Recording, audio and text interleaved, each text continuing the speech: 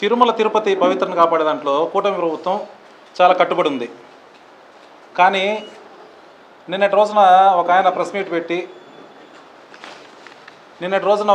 Meet పెట్టి మాజీ MLA గారు భూమన కరుణాకర్ రెడ్డి భూమన కరుణాకర్ రెడ్డి ఆయన గారికి అనర్హుడు పెట్టి ఏదైనా ఒక నోటిఫికేషన్ సిమ్స్లో 303 పోస్టులకి నోటిఫికేషన్ పడితే దాని మీద ఎవరో మీ అందరికీ ఒక ఆయన వాళ్ళ బంధువులకి ఇచ్చేస్తున్నారు, వాళ్ళ తాతలకి ఇస్తున్నారు, వాళ్ళ అవ్వలకి ఇస్తున్నారు, ఏదో ఒకటి బురద జల్లడం స్టార్ట్ చేశాడు.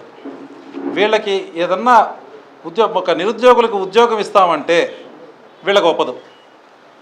గడిచిన ఒక 2 నెలల ముందు చూసాం, 1 నెల ముందు డిఎస్సి పోస్టులు వదిలితే 16,000 పోస్టులు వదిలితే దాని మీద ఒక వారం రోజుల పాటు నానా యాగి చేసి పెట్టారు. ఎంత చేశారంటే అంత చేశారు, ఏదో అయిపోయింది, ఏదో చేశారు, ఆ 16,000 పోస్టులు తీసేయాలని. ఏంటంటే వీళ్ళకి కడుపు మంట, నిరుద్యోగులకి ఉద్యోగాలు రాకూడదు.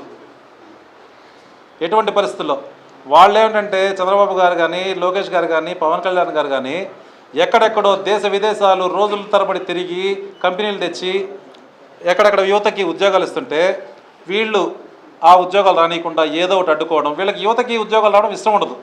ఎందుకంటే వాళ్ళ చేత గంజాయి అమ్మించాలి, గుట్కాలు అమ్మించాలి, వాటికి వాళ్ళని బానిసలు చేయాలి. బానిసలు చేసి ఎంతసేపు వాళ్ళ చుట్టూ తిప్పుకోవాలి, వాళ్ళ ఎలక్షన్లు వాడుకోవాలి, వాళ్ళ రౌడీజానికి వాడుకోవాలి. వీళ్ళు ఎవరైనా బాగుపడితే వాళ్ళకి ఒప్పదు. ఇట్లా ప్రతి దాని మీద టీటీడీ మీద బురద చల్లడం. ఎందుకంటే తిరుపతి ప్రజలంటే కక్ష అతనికి. పోనీ గడిచిన 5 సంవత్సరాల్లో మీరు ఏమన్నా ఉద్యోగాలు తెచ్చారంటే అవి లేవు. చేపల మార్కెట్లు పెట్టడం, వాలంటీర్ ఉద్యోగాలు ఇవ్వడం, అదే ఏదో పెద్ద ఉద్యోగాలు అంటే ఫీల్ అవ్వడం, ఇచ్చే 5,000కి వాళ్ళ చేత ఊడిగం చేయించుకోవడం.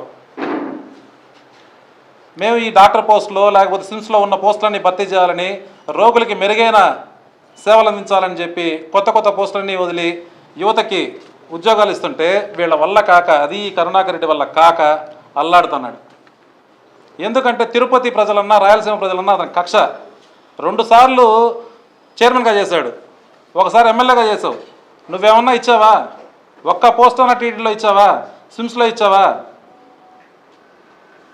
ఒక్కటి లేదే. పోనీ ఇట్లా గమ్మన ఇంట్లో కూర్చోకుండా 62,000తో ఓడించి ఇంట్లో కూర్చోబెట్టినా కదలకుండా ఉండకుండా ఉన్నాడు. మొన్న ఇప్పుడు సర్వ్ చూసాం. ఈ సర్లో మొత్తం 2,95,000 మంది ఓటర్లు ఉంటే 92,000 ఎగిరిపోయాయి. అంటే ప్రతి బూత్లో 200 నుంచి 300, 500 ఒక్కొక్క బూత్లో మొత్తం దొంగోట్లు ఎక్కించింది. మీకు తెలుసు బై ఎలక్షన్స్లో ఎన్ని ఎక్కించారనేసి. దాని మీద నోరు మెదడంలే. పోనీ అన్ని ఎక్కించుకున్నా కూడా ఏమన్నా చేశాడా, ఏమన్నా ఉద్ధరించాడా అంటే 62,000తో ఓడిపోయాడు. అయినా కూర్చోడు, ఏదో కుంటోళ్ళు వేసినట్లు వేసి ఏదో టైంలో మాట్లాడటము, బురద చల్లడము, టీడీ మీద కూర్చోవడం. నిన్న దళారీ వ్యవస్థ గురించి మాట్లాడాడు. తిరుమల ఆయనకి ఎవరికో టికెట్లు ఇవ్వలేదు, ఆయనకి ప్రోటోకాల్ ఇవ్వలేదని. గడిచిన 5 సంవత్సరాల్లో మాకేమి ఇచ్చారు మీరు? కనీసం దర్శనం చేయించారా? ప్రోటోకాల్ వద్దు, బ్రేకులు వద్దు, కనీసం దర్శనం కూడా కల్పించలా. ఎట్లా మాట్లాడతావు నువ్వు? ఏదో పొరపాటు జరిగితే దానికి ఒక డిప్యూటీ సీఎంకి ఇవ్వలేదని చెప్పి దళారీ వ్యవస్థకి వాళ్ళకి వీళ్ళకి ఇస్తానని చెప్పి దళారీ వ్యవస్థని పెంచి పోషించింది నువ్వు. కొండకు ఒక దళారీ, రెవెన్యూకి ఒక దళారీ, పోలీస్కి ఒక దళారీ, మున్సిపల్ ఆఫీస్కి ఒక దళారీ. దళారీ వ్యవస్థని పెంచి పోషించింది నువ్వు, వాళ్ళ ద్వారా కోట్లు సంపాదించింది నువ్వు. నువ్వు ఎన్ని మాట్లాడినా, నువ్వు ఎన్ని చేసినా మేము ఉద్యోగాలు ఇవ్వడం గ్యారంటీ. మా చంద్రబాబు నాయుడు గారు కానీ, లోకేష్ గారు కానీ, పవన్ కళ్యాణ్ గారు కానీ ఉద్యోగస్తులు ఈ 3 సంవత్సరాల్లో ఇంకా కొత్త కంపెనీలు ఇంకా తెచ్చి ఉద్యోగాలు ఇవ్వడం తప్పదు.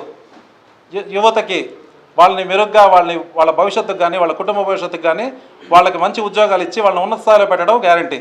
నువ్వు ఎన్ని ఏడ్చినా ఇవి జరగవు. కాబట్టి కదలకుండా ఉండడం నేర్చుకో. ఇప్పటికీ 62,000, ఈసారి ఇంకా మించినా ఆశ్చర్యపోవాల్సిన పని లేదు. దయచేసి నోరు మూసుకొని ఉంటే మంచిది, లేదంటే ప్రజలు నీకు ఇంకా బాగా బుద్ధి చెప్తారు. ఇంతకుముందు లాస్ట్ ప్రెస్ మీట్లో చెప్పారు కరుణాకర్ రెడ్డి కొడుకు ఇద్దరికి కూడా ఈసారి తిరుమల జోలికి వచ్చినా, తిరుపతి ప్రజల జోలికి వచ్చినా, కూటమి నాయకుల జోలికి వచ్చినా నీకు తట్టా బుట్టా సర్ది పంపిస్తామని చెప్తున్నాం. ఆ మాట అయితే కట్టుబడి ఉంటున్నాం. ఇది కూటమి నాయకుల సాక్షిగా చెప్తున్నాము. నిన్ను తట్టా పుట్టా సర్ది పంపించే వరకు మాత్రం వదిలిపెట్టాం. ఎస్ఐఆర్లో మొత్తం 2,95,000 ఓట్లు ఉండేవండి. ఆ 2,95,000లో దగ్గర ఒక 50,000 నుంచి 60,000 ఓట్లు వీళ్ళు ఎక్కించున్నారు. కొన్ని షిఫ్ట్ ఉన్నాయి, కొన్ని డెత్స్ ఉన్నాయి, కొన్ని ఆబ్సెంటీస్ అవి ఎక్కడెక్కడ ఉన్నారో తెలియదు. వీళ్ళు నికరంగా అయితే ఒక 50,000 నుంచి 60,000 ఓట్లే వీళ్ళు ఎక్కించున్నారు. ఒక్కొక్క ఇంట్లో 300, 400 ఒక్కొక్క డోర్ నెంబర్లో ఉన్నాయి. అన్నిటినీ ఇప్పుడు మొత్తం ప్రక్షాళన జరుగుతుంది. అన్నింటినీ తీసేయడం జరిగింది. నికరంగా ఇప్పుడు మిగిలింది వచ్చి 2,03,000 ఓట్లు మాత్రమే. 3,000 ప్రతిసారి మనకి 3 లక్షల ఓట్లు ఉంటే 50%, 55% మనకి పోలేదు కూడా ప్రతిసారి. మీరు చూస్తాను లాస్ట్ గడిచిన ఎలక్షన్స్ అన్నీ కూడా. అంటే ఈ మొన్న కూడా 60 లోపలే కదా అయింది. అంటే ఎన్ని ఎక్కించుకున్నా ఎన్ని చేసుకున్నా వీళ్ళని ప్రజలు నమ్మరు.